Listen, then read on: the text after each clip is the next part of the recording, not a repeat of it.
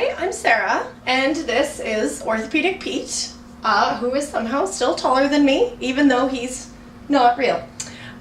Today I'm going to talk to you about the process of shoulder abduction. So abduction is when you bring your arm up and out to the side and up to the top of your head. And this becomes incredibly clinically relevant when we start talking about the tissues that exist in this little space right here between this part of your acromion and then the very, very top of the head of your humerus. You have a bursa in there and you have tendons in there. And if the process of abduction is not working correctly, you can end up squishing these tissues and you end up with something called impingement syndrome, or you can end up with tendinitis of the supraspinatus muscle, or inflammation of the subacromial bursa. So abduction is actually one of the more complex movements that happen throughout your body, and there are several steps to it. It's not just as simple as bringing your arm all the way up and above your head. So the first thing that happens with abduction is we have the supraspinatus muscle, which actually attaches right at the edge of the humerus on the outside. And it is actually responsible for creating its own space during abduction. So it is actually responsible for preventing the top of the humerus from squishing itself against the top of the acromion. So that muscle is the first thing to activate the process of abduction. So it creates the first 30 degrees or so of abduction, and it takes the head of the humerus and it sucks it into the glenoid fossa, which is right here. And then the next thing that happens is the subscapularis, the infraspinatus, and teres minor will continue to grab onto that humerus and suck it into the joint so that it's not flailing out everywhere. And it's also responsible for taking the head of the humerus and dropping it down in the joint. Because if the head of the humerus just crawls up the joint, it'll eventually get stuck. Whereas if it drops down into the joint, then it now has space to actually spin and complete the full movement. The next thing that ends up happening is we have external rotation of our humerus in order to achieve full abduction. So we have to externally rotate. So external rotation is this. So if I bring my arm like this, I can come all the way up into full abduction.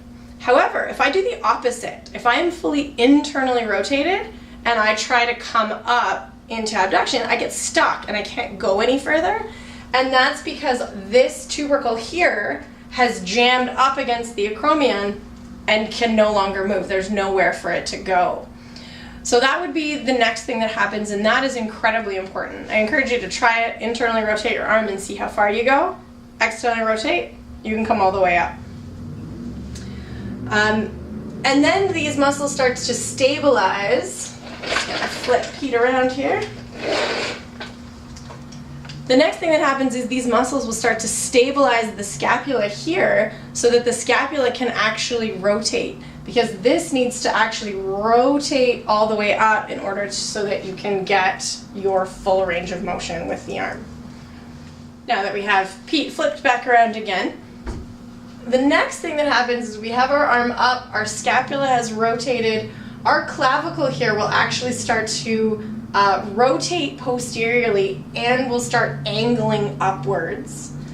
And then the last thing that ends up happening is these two ribs right here underneath this clavicle will start to drop down to make space so that the clavicle can fully arc and elevate. These two vertebrae, these top two vertebrae right here, these two will actually tilt away from the side that is abducting in order to create space with the ribs and the clavicle. If all of these processes are not working, then we won't be able to achieve full abduction of our shoulder joint. But more importantly, if we're not achieving full abduction, it's usually because of pain. It's usually because these tissues have gotten squished. So it's usually because we've got a pain syndrome going on. It's creating dysfunction. It's creating problems for us in terms of reaching above our head, but sometimes even, you know, when you just abduct just a little bit, like let's say we're reaching for something in the back seat of the car, or we're reaching up for a plate, there's a lot of little things that we take this process for granted. And so if we're not really paying attention, and if we don't break down each stage of abduction, we won't be able to figure out exactly what's going on with the patient. So for example, if I can get up to here, but I can't get the rest of the way, then I'm going to be looking at the end stages of abduction. I'm going to be looking at these top 2 ribs. I'm going to be looking at the clavicle. I'm going to be looking at the thoracic spine at the back. But if it starts to be painful initially, then I'm going to be looking at supraspinatus because it's responsible for the first 30 degrees. If I'm getting pain like right about here, right before I should be externally rotating and coming up, and I get this like, ow, ow, ow, ow, ow, oh, and then it's okay, I'm going to be looking at that external rotation process to make sure that that is occurring properly. So if we can look at each stage of abduction and really learn what is supposed to happen at which part of the process, we can break down what's probably happening to our patient and figuring out what's wrong so that hopefully we can end up fixing it for them so that they can go back to having their normal activities of daily living and getting them back to full activity.